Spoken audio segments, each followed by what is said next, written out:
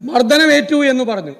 ആരെങ്കിലും വിചാരിക്കും ഒരു നിസ്സാരമായ കേസിൽ ഇത്രയും ക്രൂരമായ മർദ്ദനം ഏറ്റുവാങ്ങുമെന്ന്? അതറിയാവുന്നത് നിങ്ങൾക്ക് മാത്രമാണ്.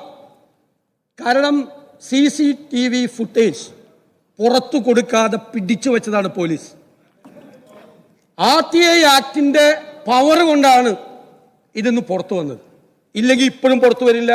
ഇപ്പോഴും നമ്മൾ ആരും ഇത് വിശ്വസിക്കില്ല. എന്തൊരു ക്രൂരമായ മർദ്ദനം! അത് കേട്ടിട്ട് അത് നിയമസഭയിൽ കൊണ്ടുവരണ്ടേ? മാധ്യമങ്ങൾ രാവിലെ കൊടുത്തു. മാധ്യമങ്ങൾ ആയിട്ട് നെക്സസ് ആണ്. എന്തൊക്കെയാ പറഞ്ഞത്? ഇത് സാമാന്യ ബുദ്ധിയുള്ള അരിയാഹാരം കഴിക്കുന്ന എല്ലാവരും അറിയില്ല ഇത് പ്രതിപക്ഷം ഇത് കൊണ്ടുവരുമെന്ന്. ഈ നിയമസഭയിൽ ഈ വിഷയം കൊണ്ടുവരാതിരിക്കാൻ കഴിയോ?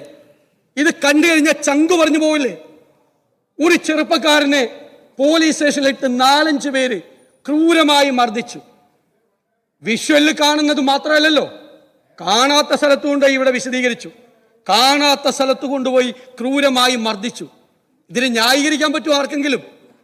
അതിനെയാണോ ന്യായീകരിക്കുന്നത്? എന്നിട്ട് അയാൾക്ക് കേസുണ്ട്, കുറെ കേസ്. എന്തൊക്കെയാ കേസ്? കൊറോണ കാലത്ത് കുന്നംകുളത്ത് ജാഥ നയിച്ചു, കൊറോണ കാലത്ത് ഇന്ധനവില വർധനവിനെതിരായി റോഡ് ഉപരോധം, ക്രമസമാധാന പ്രശ്നം മുന്നിൽ കണ്ട് പ്രിവന്റീവ് ഡീറ്റൻഷൻ, കുന്നംകുളം MLA മൊയ്തീന്റെ വീട്ടിൽ റെയ്ഡ് നടന്നത് അറിഞ്ഞ് എത്തിയതിന്, സംശയാസ്പദമായി കണ്ടതിൽ വെച്ച് ജാഥ നടത്തിയതിന്. ഇതൊക്കെ ഇവിടെ ഇരിക്കുന്ന എത്ര പേർക്ക്, ഞങ്ങൾക്കെതിരെ എത്ര പേർക്കെതിരെ കേസുണ്ട്? ഞങ്ങളെ കൊണ്ടുപോയി പോലീസ് സ്റ്റേഷനിൽ കൊണ്ടുപോയി ഇതുപോലെ മർദ്ദിക്കുമോ ക്രൂരമായി? നിസ്സാരമായ കാരണത്തിൽ കൊണ്ടുപോയാണ്. ഒരു കൊലപാതകിയല്ല, ഒരു തീവ്രവാദിയല്ല, പോലീസിനെ കയ്യേറ്റം ചെയ്തിട്ടില്ല. മദ്യപിച്ചു എന്ന് കള്ളക്കേസുണ്ടാക്കി, പരിശോധിച്ചപ്പോൾ മദ്യപിച്ചിട്ടില്ല എന്ന് പറഞ്ഞു. ഒരു കുഞ്ഞിനെയല്ലേ നിങ്ങൾ, വല്ലോന്റെ മക്കളല്ലേ?